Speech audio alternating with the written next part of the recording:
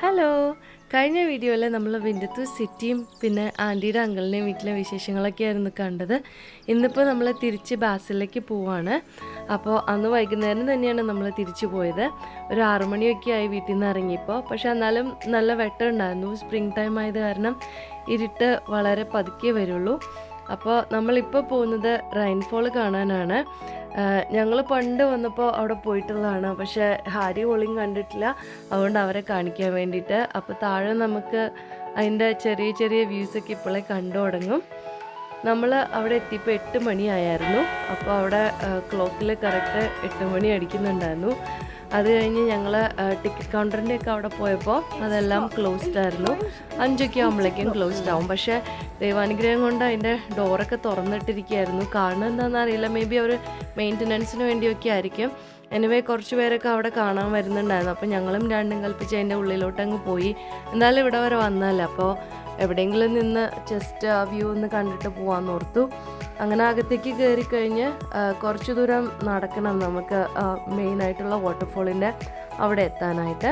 നല്ല കല്ല് ബാക്കി നല്ല മനോഹരമായ ഒരു വഴിയൊക്കെ ആയിരുന്നു. അവിടെ കുറേ ഈസ്റ്റർ ഡെക്കറേഷനും കാര്യങ്ങളൊക്കെ ഉണ്ടായിരുന്നു. അപ്പോൾ ഹാരിക്കും ഒളിക്കും ഫോട്ടോ എടുക്കണമെന്ന് പറഞ്ഞെങ്കിലും തിരിച്ചു വരുമ്പോൾ നല്ല ഫോട്ടോ എടുത്തു തരാമെന്ന് പറഞ്ഞിട്ട് വേഗം അവരെയും കൊണ്ട് നമ്മൾ നടന്നു. അങ്ങനെ കുറേ വഴികളുണ്ട്. ലിഫ്റ്റിൽ കയറി പോകാവുന്ന വഴിയുണ്ട്, സ്റ്റെപ്പ് ഇറങ്ങി പോകാവുന്ന വഴിയുണ്ട്. അപ്പോൾ നമ്മൾ നേരെ ലിഫ്റ്റിൻ്റെ അങ്ങോട്ടാണ് നടന്നത്. കാരണം അവിടെ നിന്നിട്ട് ഒരു നല്ല വ്യൂ ഉണ്ടെന്ന് പറഞ്ഞു. അപ്പോഴും താഴേക്ക് ഇറങ്ങി പോകാമെന്ന് നമുക്കൊരു വിശ്വാസം ഉണ്ടായിരുന്നില്ല, കാരണം അടച്ചു പോയില്ലോ.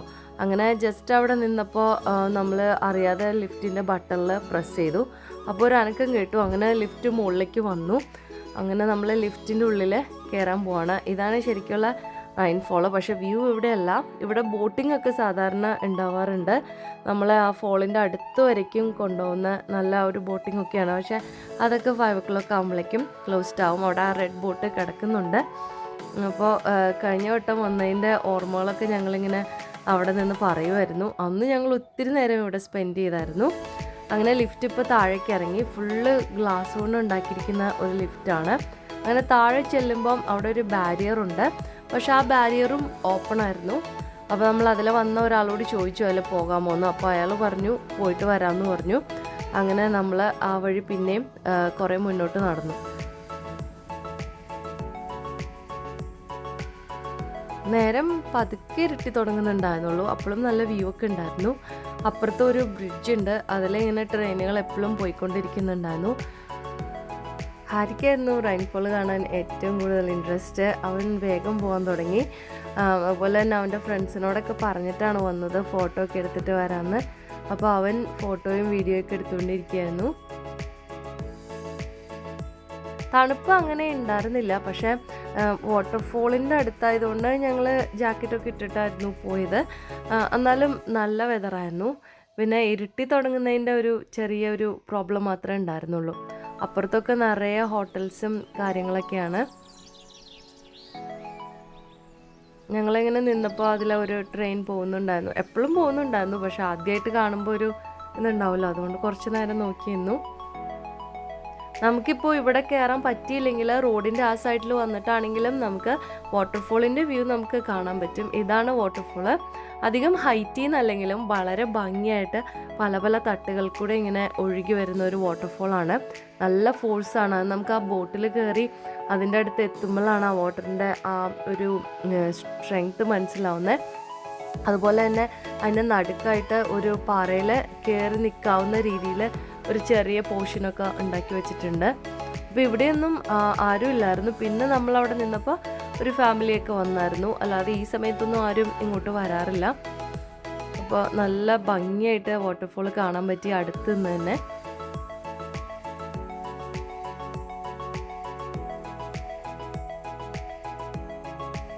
നമ്മൾ ബോട്ടിൽ വരുമ്പോൾ നമ്മൾ ഈ ഫോളിൻ്റെ അടുത്ത് വരെ കൊണ്ടുവരും. അത് നല്ലൊരു എക്സ്പീരിയൻസ് ആണ്.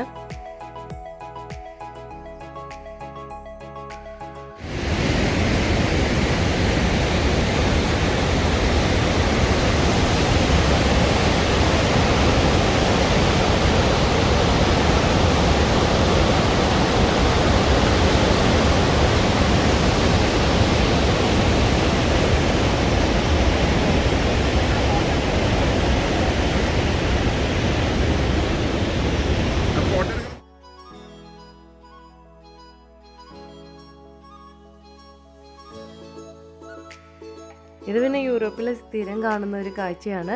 ഇതുപോലെയുള്ള ലോക്കുകൾ എവിടെയെങ്കിലുമൊക്കെ പാലങ്ങളിലും അതുപോലെ വാട്ടർഫോൾസിൻ്റെ അവിടെയും ഒക്കെ ഇടുന്നത്. ഇത് മാരേജ് കഴിഞ്ഞ ആൾക്കാരിടുന്ന ഒരു ലോക്കാണെന്ന് തോന്നുന്നു. കാരണം അവരുടെ വെഡ്ഡിങ് ഡേറ്റും അതിലുണ്ട്. അവരുടെ ആ റിലേഷൻഷിപ്പ് സ്ട്രോങ് ആവാൻ വേണ്ടിയിട്ടുള്ള ഒരു ആചാരമോ വിശ്വാസമോ എന്തൊക്കെയാണ്. ഇനി നമുക്ക് വാട്ടർഫോളിൻ്റെ താഴെ വരെ ഇതുപോലെയുള്ള ഈ വാക്ക് വേയിൽ പോവാം. പക്ഷെ അവിടെ ഓറഞ്ച് സേഫ്റ്റി കോൺസ് വെച്ചിരുന്നു.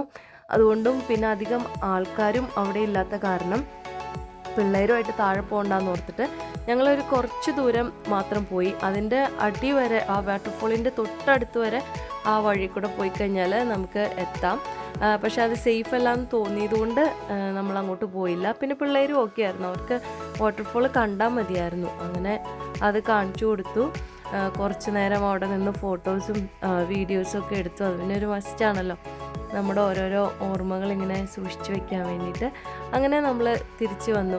ഞാൻ ഓർക്കുമായിരുന്നു 11 വർഷം മുമ്പാണ് നമ്മൾ ഈ സ്ഥലത്ത് വന്നത്. അതിൽ നിന്നും വലിയ വ്യത്യാസങ്ങളൊന്നും വന്നിട്ടില്ല. പക്ഷെ ആ വഴികളും കാര്യങ്ങളൊക്കെ അന്നൊക്കെ എങ്ങനെ മെയിൻറ്റെയിൻ ചെയ്തിട്ടിരുന്നോ അതുപോലെ തന്നെയാണ് ഇപ്പോഴും. ഈ ലോക്കും കാര്യങ്ങളൊന്നും അന്ന് അവിടെ ഉണ്ടായിരുന്നു എന്നിട്ട് എൻ്റെ ഓർമ്മയിലില്ല. പക്ഷെ അത്രയും വൃത്തിയിൽ എല്ലാ കാര്യങ്ങളും ഒന്നുപോലെ നശിച്ചു പോവോ അങ്ങനത്തെ ഒരു കാര്യങ്ങളൊന്നുമില്ല. പിന്നെ യൂറോപ്പിൽ അത് നമ്മൾ പ്രത്യേകിച്ച് പറയേണ്ട ആവശ്യമില്ലല്ലോ. അത്രയും നന്നായിട്ടല്ല അവർ കാര്യങ്ങളൊക്കെ മെയിൻറ്റെയിൻ ചെയ്യുന്നത്. നേരെ എത്തിത്തുടങ്ങിയ കാരണം പിന്നെ ഞങ്ങൾ തിരിച്ചു പോകാനായിട്ട് ലിഫ്റ്റിൻ്റെ അടുത്ത് വന്നു. ഒരു വലിയ ടവറിലാണ് ആ ലിഫ്റ്റ് ഇരിക്കുന്നത്. അത് ഫുള്ള് ഗ്ലാസ് കൊണ്ട് ഉണ്ടാക്കിയിട്ടുള്ള ഒരു ലിഫ്റ്റാണ്. അപ്പോൾ നമുക്ക് ലിഫ്റ്റിൽ വരുമ്പോൾ തന്നെ ആ ഫുൾ ഏരിയയുടെ നല്ല വ്യൂ കിട്ടും. പിന്നെ അധിക നേരം അവിടെ നിൽക്കണ്ടെന്ന് വിചാരിച്ച കാരണം ഞങ്ങൾ മുകളിലേക്ക് പോകാൻ തുടങ്ങി. ലിഫ്റ്റിൽ കയറുമ്പോൾ നമുക്ക് ഇത്തിരി പേടിയാവും കേട്ടോ. താഴേക്ക് ഇറങ്ങി വരുമ്പോൾ അത്ര പേടിയായില്ലെങ്കിലും അത് ഫുള്ള് ചില്ലായത് കാരണം നമുക്ക് ഒരു എന്താ പറയുക, എയറിൽ നിന്നിട്ട് മുകളിലേക്ക് കയറിപ്പോകുന്ന പോലെ തോന്നും. രാത്രി ആയതുകൊണ്ട് പിന്നെ വലിയ വ്യൂ ഇല്ല. പിന്നെ അവിടെയുള്ള ഒരു ട്രെയിൻ പോകുന്നുണ്ടായിരുന്നു.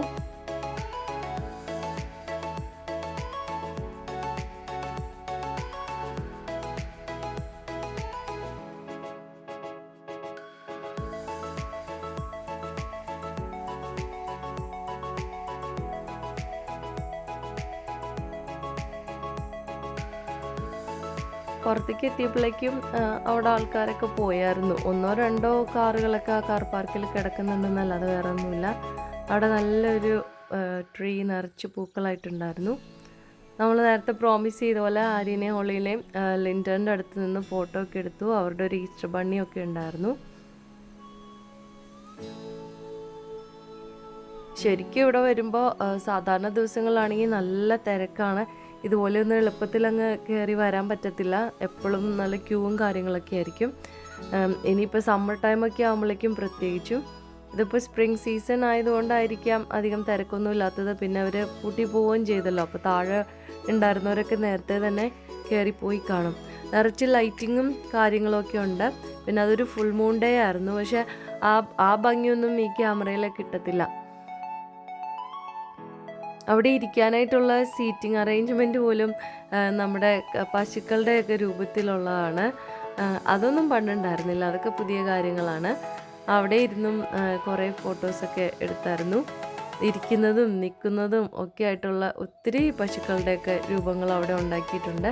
സ്വിറ്റ്സർലൻഡിൽ ഭയങ്കര കോമൺ ആണല്ലോ പശുക്കൾ. അപ്പോൾ അതുകൊണ്ടായിരിക്കാം അവർ ആ ഒരു രീതിയിലെ സീറ്റിങ്ങൊക്കെ വെച്ചിരിക്കുന്നത്. പിള്ളേർക്ക് അത് കണ്ടിട്ട് എന്തായാലും ഭയങ്കര സന്തോഷമായിട്ടോ. അവർ പിന്നെ ഒരു പശുവിൻ്റെ മേത്ത് കയറിയിരുന്നിട്ട് ഫോട്ടോ എടുത്തു. ഇതൊക്കെ സാധാരണ ഫോട്ടോ എടുക്കുന്ന സ്ഥലങ്ങളാണ്. അവിടെ എഴുതി വെച്ചിട്ടുണ്ട് നമുക്കതിൽ കയറിയിരിക്കാം, ഫോട്ടോ എടുക്കാം എന്നൊക്കെ. എല്ലാം ജർമ്മൻ ഭാഷയിലാണെന്ന് മാത്രം.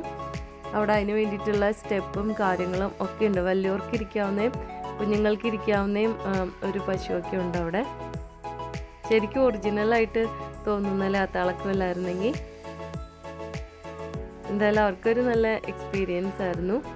എഡ്രിയനെ ഇരുത്തിയില്ലായിരുന്നു, കാരണം അവന് ഇത്തിരി എന്താ പറയുക, ഉറക്കമൊക്കെ വന്ന് അങ്ങനത്തെ ഒരു മൂഡായിരുന്നു. അതുകൊണ്ട് ഇരുത്തി കഴിഞ്ഞ് കഴിഞ്ഞാൽ ശരിയാവില്ല അവന്.